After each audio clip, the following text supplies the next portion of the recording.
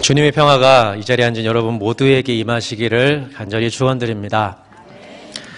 다툼과 갈등이 세상 속에 많죠. 이 세상도 평화를 원하고 있습니다. 평화는 멀리 있는 게 아니라 우리 가까이 있는 사람한테 이렇게 손을 내미는 것, 그것으로부터 시작하죠. 주님께서 먼저 나의 손을 잡아주셨듯이 내가 먼저 이렇게 손을 내밀어 주는 것, 바로 거기에서 시작합니다. 주님께서 하신 일을 바라보면서 이 일은 내가 먼저 해야지 라는 이런 선한 욕심을 여러분이 가지시기를 바랍니다. 내가 먼저 기도하고, 내가 먼저 용서하고, 또 내가 먼저 사랑하고, 내가 먼저 십자가를 지고 먼저 이해하고 먼저 섬기는 것. 우리는 주님께서 원하시는 일을 먼저 하기보다는 나중에 하고 싶어 하죠. 나중에 기도할게, 하는 거 봐서 용서할게, 사랑할 만해야 사랑하지 왜 내가 먼저 십자가를 져야 하니, 또 누가 나 좀 먼저 이해해주면 안 되나, 나도 여기서 존중받고 싶다고 왜 내가 먼저 이 일을 해야 하나. 주님처럼 먼저 하기가 참 어렵습니다. 정말 사람은 이렇게 자기를 먼저 생각합니다. 남 이야기 같죠? 저와 여러분의 이야기입니다. 저도 아내가 저를 몰라주면 정말 서운합니다. 속으로 별 생각이 다 들죠. 너만 힘드니 나도 힘들다. 나도 죽겠다. 아이들한테 화도 내고 악한 꾀도 생각합니다. 한숨이 늘어가죠. 이 복잡한 이 속을 누가 알아줄까. 이런 울적한 기분으로 베란다 창가에 서본 적이 있습니다. 그때 저 아래쪽을 내려다 보았습니다. 놀이터 구석에서 이렇게 쪼그려 앉아서 담배를 피고 있는 사람들이 보였습니다. 평소 같으면 담배 냄새 때문에 이렇게 싫어했을 사람인데 왠지 그때는 그 순간에는 동질감이 느껴졌습니다. 그때 조금 알았습니다. 왜 아빠들이 저녁 시간에 바깥에 나와서 이렇게 하늘을 보면서 담배를 피는지. 그래도 저는 담배는 안 피죠. 술로 달래지는 않습니다. 저에게는 주님이 계십니다. 그 잠시 홀로 있는 그 시간, 십자가에 달려 죽으신 예수님을 생각합니다. 한숨이 나오면서도 또 위로가 되는 순간입니다. 십자가를 붙잡고 내가 누구인가 이렇게 생각하면 생각이 달라지기 시작합니다. 세상이 다시 보이기 시작합니다. 누군가의 기도와 섬김과 사랑, 희생 없이는 이 세상이 돌아가지 않는구나. 우리가 먹고 사는 것도 다른 생명의 희생이 있기 때문에 그런 거지. 누군가의 섬김이 있기 때문에 이 세상은 돌아가는 것입니다. 누군가의 기도가 있기 때문에 우리의 생명이 하나님과 연결된 것이죠. 가족도 섬김이 있기 때문에 가족으로 살 수 있고, 이 세상의 모든 성공과 그리고 자랑, 배후에는 보이지 않는 수많은 섬김들이 있는 것입니다. 교회는 바로 주님의 사랑과 희생이 있기 때문에 존재하는 것이죠. 그리고 우리가 살고 있는 이 세상의 모든 것 중심에는 창조주이신 예수 그리스도의 희생과 사랑, 섬김과 기도가 있는 것입니다. 하나님의 사랑과 섬김이 있기 때문에 그 안에 저와 여러분이 있는 것이죠. 우리가 서로 정말 소중하고 귀하게 여겨야 합니다. 이렇게 주님을 생각하면 악한 생각이 물러가죠. 마음이 괴로울 때 십자가에 달리신 주님을 묵상해 보십시오. 주님을 붙잡으면 이 세상의 본질이 비로소 보입니다. 내가 주님의 끊어지지 않은 사랑 가운데 있다라는 것이 비로소 보이는 것이죠. 잠자리에 누워서 이렇게 눈 감고 하루 일을 생각해 보면 이렇게 많이 회개할 것이 많이 있습니다. 그러다 보면 어느새 마무리는 은혜와 감사가 남습니다. 참 은혜로운 마무리죠. 그런데 항상 문제는 해피엔딩이 아니라는 것입니다. 우리는 유혹과 시험에 넘어지고 약해져서 쓰러질 때가 더 많습니다. 우리 안에 남아있는 죄는 끊임없이 우리를 물고 늘어지고 있죠. 예수님 의지하지 않고 자기 기분과 생각대로 이렇게 하라고 힘을 주고 있는 죄가 우리 가운데 있습니다. 그럴수록 우리에게 필요한 것은 날마다 주님께서 주시는 은혜입니다. 날마다 하나님의 사랑이 우리 마음에 부어지기를 간구하십시오. 하나님은 주일뿐만 아니라 월화수목금토일, 노동자나 경영자나 학생이나 부부나 우리가 사는 땅에서 하나님 나라 이루시기를 원하십니다. 빈틈을 주지 마십시오. 주님과 함께 하나님의 뜻에 순종하시기 바랍니다. 하나님은 우리를 그렇게 사랑하고 계십니다. 오늘 읽은 말씀은 예레미야의 유명한 성전 설교입니다.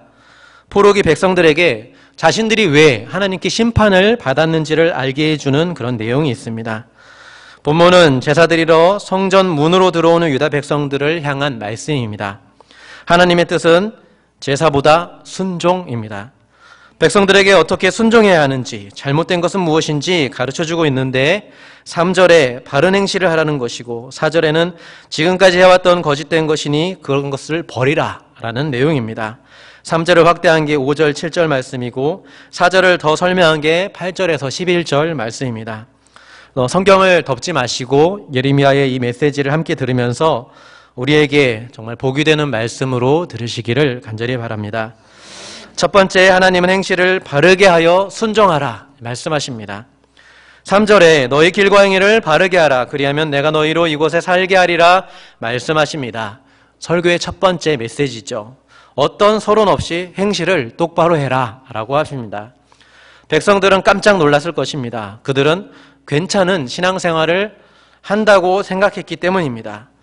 그런데 이들에게 똑바로 살지 않으면 이곳 곧 예루살렘과 또 그들이 살고 있는 유다 땅에서 살지 못할 것이라는 경고의 말씀을 하고 계신 것입니다. 그렇다면 그들은 무슨 잘못을 하고 있었던 것일까요?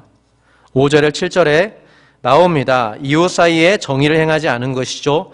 구체적으로 집을 떠난 외국인, 의지할 데 없는 고아와 과부를 압제하고 있었습니다. 그 땅에서 억울하게 피를 흘리는 사람들이 많아졌던 것이죠. 그리고 이 모든 일에 이 헛된 신들을 따르는 백성들의 잘못이 있었습니다. 하나님의 백성이 이렇게 살면 안 되죠. 이것은 하나님께서 원하시지 않으십니다. 그래서 경고하시는 것입니다. 우리가 역사책을 보면 누가 승리했고 전쟁이 일어나면 또 역사가 어떻게 바뀌었는지 이렇게 배웁니다. 그러나 전쟁으로 고통받는 실상을 가르쳐 주지는 않습니다. 자기 땅을 잃은 사람들, 전쟁에서 남편을 잃는 그런 과부들, 부모를 잃고 버려진 아이들이 바로 전쟁의 실상이죠. 굶어 죽거나 팔려가거나 쉽게 희생당할 수 있습니다. 그런데 하나님은 이들을 압제하지 말라고 하십니다. 하나님이 이와 같은 이들의 보호자가 되시기 때문이죠. 지금 보호자로서 하나님의 백성이라고 하는 자들, 성전에 제사 드리러 가는 이들에게 지금 이 경고를 하고 계십니다.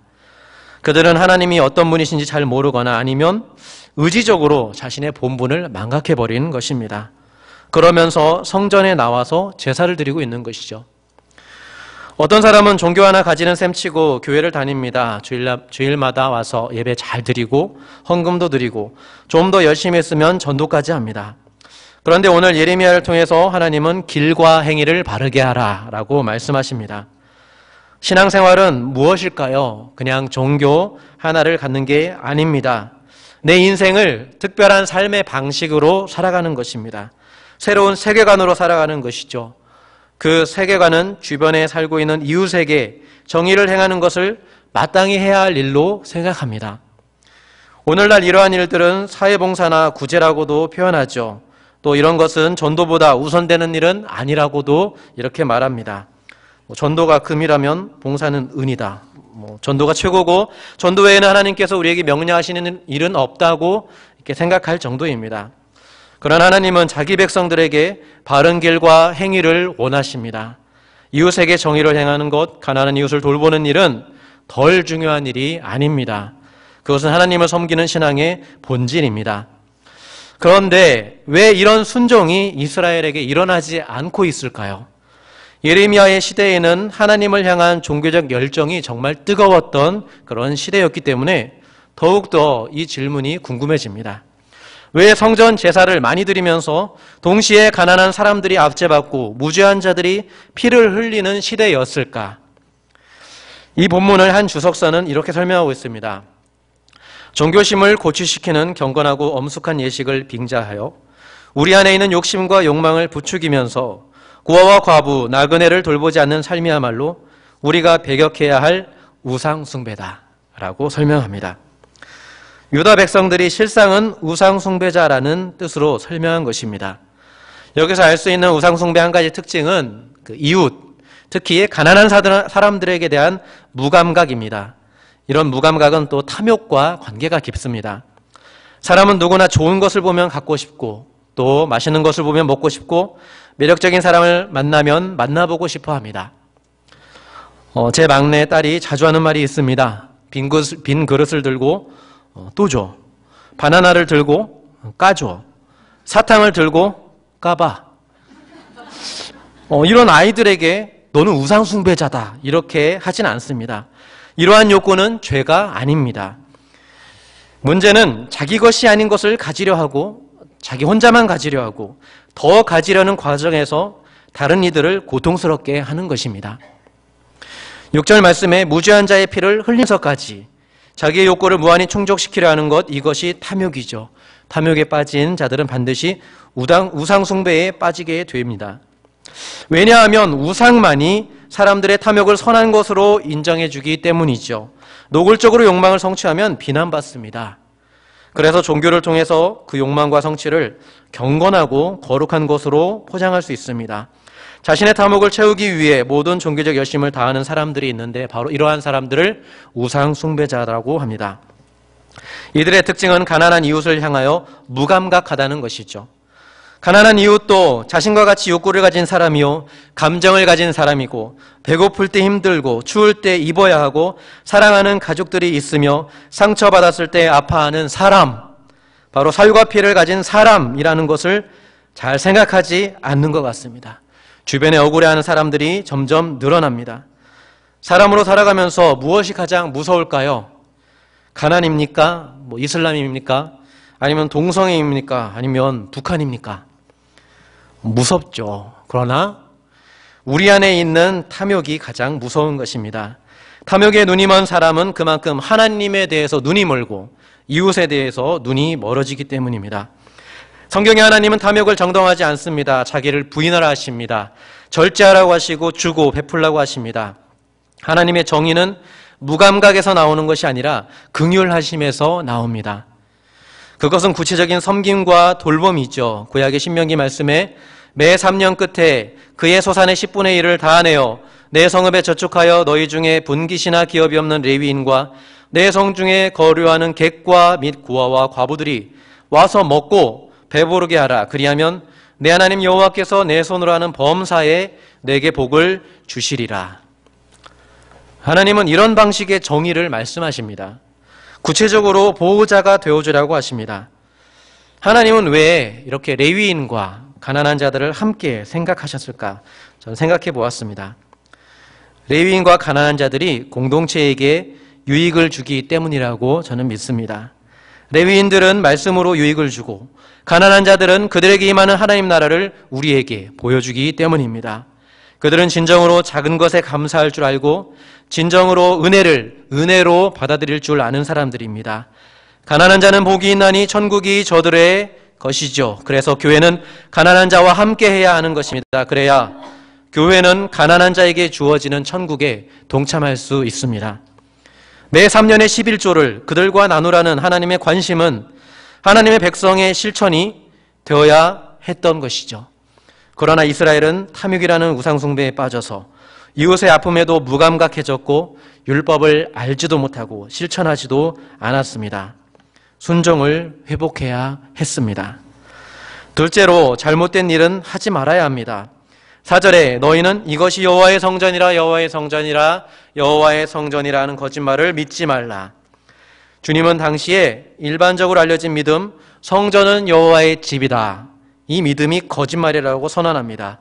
제사장들의 말과 그것을 믿는 백성들의 말이 모두 거짓말이라는 것입니다. 그렇다면 어떤 의미의 거짓말이라고 하신 걸까요? 그것은 9절에 이렇게 설명되어 있습니다. 너희가 도둑질하며 살인하며 간음하며 거짓 맹세하며 바알에게 분향하며 너희가 알지 못하는 다른 신들을 따르면서. 여러분 10계명 아시죠? 왜 대답을 안 하십니까? 모르십니까? 한번 외워볼까요? 제가 시간이 없어서 그냥 넘어가도록 하겠습니다. 자, 이 말씀이 10계명을 어기고 있다는 거 여러분 아실 것입니다. 유다 백성들은 가장 중요하고 근본적인 10계명을 무시하는 삶을 살고 있는 것입니다. 입으로는 하나님을 모르나 하나님을 모르는 자들입니다. 하나님을 모르면서 이것이 여호와의 성전이다 라고 믿는 것이죠. 그러니 하나님이 보실 때 이러한 믿음은 거짓입니다.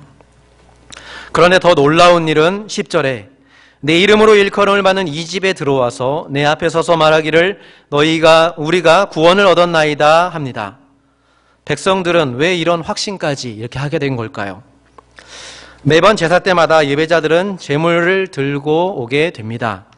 제사장은 제사를 마치고 그들에게 용서의 선을 해주고 또 축복을 기도를 해줍니다. 그러면 백성들은 우리는 구원받았다 이렇게 믿는 것입니다. 우리는 구원받았으니까 이제는 안전하다 이렇게 말을 해주는 것이죠. 그래서 십계명을 지키지 않아도 성전 제사를 통해서 구원에는 문제가 없는 신앙생활을 가능하게 해주는 것입니다. 그러나 하나님의 판단은 이 모든 일이 가증한 일이다 라고 하십니다. 11절에 내 이름으로 일컬음을 받은 이 집이 너희 눈에는 도둑의 소굴로 보이느냐? 보라, 나 곧 내가 그것을 보았노라. 도둑을 회개시키는 성전이 아니라 도둑질을 정당화해 주는 성전이 되었습니다. 오랜 시간 제사장들은 이곳에 여호와의 성전이라고 이렇게 선포했고 백성들은 그 말을 아멘으로 화답했지만 그래서 그 안에서 서로 은혜롭고 축복되었던 시간이라고 자화자찬했지만 하나님이 보시기에는 이 모든 것이 무익한 거짓말이요 가증한 일이요 도둑의 소굴로 보일 뿐입니다.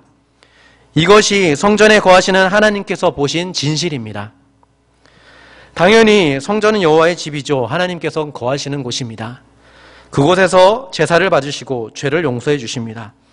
그러나 이런 믿음도 때로는 거짓말이 될 수 있습니다. 죄를 지어도 용서를 해주니 나는 안전하다 이런 구원파적인 구원이해를 가진다면 마음껏 죄를 지어도 양심의 가책을 느끼지 않을 것입니다.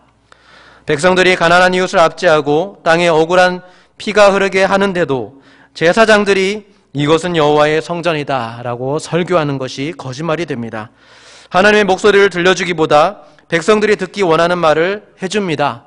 괜찮다, 괜찮어. 하나님께서 용서해 주시니까 다 괜찮을 것이다 하면서 이렇게 평안과 위로를 주는 것이죠. 이렇게 하는 게 제사장들에게는 또 이득이 될 수 있습니다. 결과적으로 죄를 짓도록 방치하면서 더 많은 재물을 이 성전으로 가져오게 하는 것이죠. 제사장들이 재물에 눈이 먼 것은 아주 오래된 것입니다. 당시 제사장들은 더 이상 백성들의 삶에는 관심을 갖지 않았습니다. 그리고 백성들도 그러한 종교의 평안함을 느꼈습니다. 하나님이 왜 예루살렘 성전을 무너뜨리셨는지 이제는 충분히 이해를 할 수 있습니다. 백성들의 회개를 방해하고 있고 궁극적으로 하나님의 선교를 방해하고 있는 것입니다. 어느 한 평신도가 쓴 예레미야의 주석에 이런 주장이 있습니다. 한국교회에 가장 필요한 것은 설교의 회개다. 마치 예레미야의 시대에 제사장들처럼 엇나가는 백성들을 타이르고 바로잡아야 할 책임이 설교자에게 있지만 그렇게 하지 않으려 한다는 것이죠. 온갖 죄를 짓고 뻔뻔하게 얼굴을 들고 찾아오는 교인들에게 그들이 듣고 싶어하는 소리를 들려준다는 것입니다. 도둑질한 예물도 하나님께서 기쁘게 받으셨다고 축복해 주는 것이죠. 남의 눈에 피눈물 흘리게 해놓고 그렇게 성취한 부와 명예를 하나님의 축복이라고 선전합니다. 그렇게 설교하기 때문에 회개해야 할 사람들에게 우리는 안전하다는 거짓 믿음을 심어줄 수 있는 것이죠. 교인들은 행위를 고치려 하기보다 도둑질한 예물로 구원을 보장받으려 제사를 드립니다. 설교자는 위로와 평안의 말을 그들에게 해줍니다. 한마디로 누이 좋고 매부 좋고 종교의 탈을 쓴 욕망의 밀월 관계를 가지고 있는 것입니다. 그는 바로 이런 것이 설교의 타락 때문이다 이렇게 보고 있습니다. 그러면서도 한국교회에 아직도 희망이 있다고 합니다. 자기 평신도의 입장에서 봤을 때 한국교회 교인들은 아직 마음밭이 옥토라는 것입니다. 좋은 씨앗이 뿌려지면 많은 열매를 맺을 수 있다는 희망입니다. 그러면서 설교자들에게 주님의 예언자로서 좋은 씨앗을 뿌려주는 농부가 되어달라 이렇게 책 마지막에 당부를 하는 그 글귀를 보는데 저에게 주시는 말씀인 것 같았습니다. 이 말씀을 보면서 주님 제게 지혜와 용기를 주십시오. 성경 말씀을 잘 전할 수 있는 그렇게 섬길 수 있는 그런 제가 될 수 있도록 도와주십시오. 이런 기도가 나왔습니다. 여러분들께서도 이 땅의 모든 설교자를 위해서 이렇게 함께 기도해 주셨으면 좋겠습니다. 당시의 모습을 말해주는 경고의 말씀이 있습니다. 예레미야 5장 30절에 이 땅에 무섭고 놀라운 일이 있도다. 선지자들은 거짓 예언을 하며 제사장들은 자기 권력으로 다스리며 내 백성은 그것을 좋게 여기니 마지막에는 너희가 어찌하려느냐. 설교자뿐이겠습니까? 우상 숭배에 적인 종교 생활은 모두가 공모해서 일어나는 일입니다. 사람으로는 해결책이 없습니다. 예레미야 설교를 듣고 모두가 정신을 차리고 이것은 하나님께 말씀이다 이렇게 믿고 회개했어야 합니다. 그러나 제사장들과 백성들은 예레미야 설교를 듣기 싫어했습니다.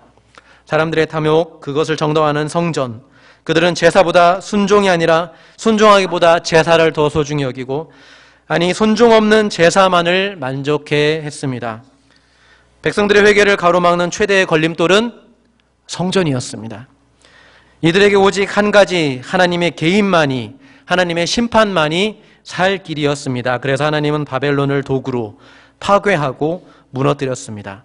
이렇게 하는 것이 은혜의 시작이었습니다. 한국교회가 세상으로부터 하나님의 채찍질을 맞고 있다고 믿는다면 고통스럽지만 이것도 은혜인 줄 믿습니다. 본문을 통해 하나님은 우리에게 무엇을 말씀하고 있는 것일까요? 셋째로 하나님이 원하시는 것은 제사보다 순종입니다. 7장 22, 23절에 사실은 내가 너희 조상들을 애굽 땅에서 인도하여 낸 날에 번제나 희생에 대하여 말하지 아니하며 명령하지 아니하고 오직 내가 이것을 너희에게 명령하여 이르기를 너희는 내 목소리를 들으라. 그리하면 나는 너희 하나님이 되겠고 너희는 내 백성이 되리라. 너희는 내가 명령한 모든 길로 걸어가라. 그리하면 복을 받으리라. 이렇게 말씀하십니다. 하나님은 제사가 아니라 순종을 원하십니다. 그런데 다른 수단과 방법으로 복을 얻으려는 사람들이 많습니다. 왜냐하면 순종에는 십자가가 필요하기 때문입니다. 사람들은 십자가를 피해서 보다 손쉬운 방법을 찾아냅니다. 말씀 순종에 복을 구하는 게 아니라 물질의 복을 위해서 예배하고 기도합니다. 한 번도 예배 빠지지 않았으니 나는 안전할 것이다. 이런 믿음을 갖습니다. 말씀 순종보다 교회에 더 충성하고 목회자에게 충성할수록 더 많이 축복받는다는 유사 믿음이 생겨납니다. 말씀 순종보다 물질이 좋고 십자가의 길보다 사람에게 충성하는 것이죠. 그러나 신앙생활에 유익을 줄 수 있습니다. 이런 것들이 도움을 줄 수 있지만 안전을 보장하지는 않습니다. 오직 안전한 길은 예수님의 길, 십자가의 길을 가는 바로 그 순종에 있습니다. 이러한 순종일 때에 여러분이 드리는 예배와 찬송, 헌금과 충성이 아름다운 것입니다. 예수님은 친히 제사보다 순종을 가르쳤습니다. 예배 시간에 주여 주여 하는 자마다 다 천국에 들어갈 것이 아니요 다만 하늘에 계신 내 아버지의 뜻대로 행하는 자라야 들어가리라 말씀하십니다. 예수님은 나는 긍휼을 원하고 제사를 원하지 아니하노라 말씀하십니다. 안식일을 지키는 것보다 사람을 구하는 것이 옳다 하십니다. 어떻게 하여야 영생을 얻으리라는 질문에 예수님은 선한 사마리아인의 비유로 대답하셨습니다.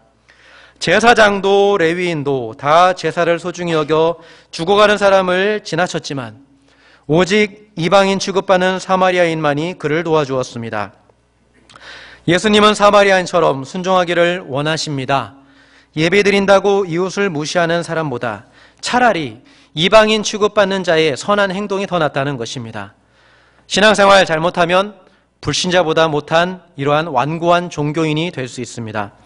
종교가 참 인간으로 만드는 게 아니라 정말 비인간적인 모습으로 만들 수도 있습니다. 예수님은 십자가에서 친히 제사보다 순종이 무엇인지 보여주셨습니다. 그것은 아버지의 뜻에 순종하는 것인데 죄의 엄중한 심판과 죄인을 향한 용서와 사랑과 섬김을 보여주는 십자가였습니다. 오늘날 교회 예배가 예레미야 당시 성전 제사와 같아서는 안 될 것입니다. 예수님은 제사보다 긍휼을 원하시죠. 십자가의 삶을 원하십니다. 그래서 신약 성경도 율법의 완성은 사랑이다 말씀하면서 제사도 곧 사랑으로 완성해야 한다고 말씀하십니다. 오히려 제사를 잘 드리라는 말씀보다 말씀에 순종하고 사랑하라는 말씀이 훨씬 더 많습니다. 그렇게 예수님은 우리에게 자기 십자가를 지고 십자가에서 보여주신 순종과 사랑에 동참하라고 하십니다. 한 설교자가 주일에 설교를 해야 하는데 주중에 아내와 다투었습니다. 설교자는 화해하기보다 예배 설교 준비를 더 우선시했습니다. 그러나 설교를 위해서 기도하던 아내는 예배를 위해서 먼저 화해를 원했습니다. 화해하지 않았는데 어떻게 말씀을 전할 수 있겠느냐며 먼저 십자가를 지고 미안하다고 하였습니다. 이 아내야말로 제사보다 순종이라는 진리를 알고 있는 사람이지요. 그렇다면 예배는 필요 없는 것입니까? 그건 아니죠. 잘 들어야 합니다. 예배는 우리가 예수님을 닮아가도록, 예수님의 길을 갈 수 있도록 이정표가 되어주고 그렇게 길잡이가 되어주는 것입니다. 예배가 예배하는 삶을 나을 때 최고의 예배를 드리는 것입니다. 교회의 예배의 중심은 세례와 성찬이죠. 세례로 우리가 그리스도인 되고 성찬으로 주님의 살과 피를 받아서 우리가 진정으로 주님의 몸이 되는 것입니다. 그렇게 주님의 영의 인도하심을 받아가면서 살아가는 것이 예배인 것이죠. 그래서 예배를 잘 드리면 이렇게 믿음을 가지고 살 수 있습니다. 나는 사랑할 수 없는 사람이지만 아버지 뜻에 순종하여 믿음으로 사랑하겠습니다. 나는 할 수 없지만 주님께서 하실 수 있고 하라고 명령하셨기 때문에 도와주시기 때문에 나는 믿음으로 할 수 있습니다. 이렇게 예배 시간에 파이팅하는 것입니다. 성령님의 도우심을 구하는 것이죠. 하나님은 제사보다 순종을 원하십니다. 그러기에 우리는 예수님의 십자가와 성령님의 능력이 더욱더 필요합니다. 십자가를 통과하여야 부활의 능력으로 살아갈 수 있습니다. 변화의 능력은 십자가와 그리고 우리를 도우시는 성령님입니다. 유의해야 할 것은 순종도 또한 잘못될 수 있다는 것입니다. 그것은 순종은 도덕적이어야 하지만 도덕주의가 되어서는 안 됩니다. 순종하는 것은 참 칭찬할 만한 일입니다. 그러나 그것으로 남을 비난해서는 안 됩니다.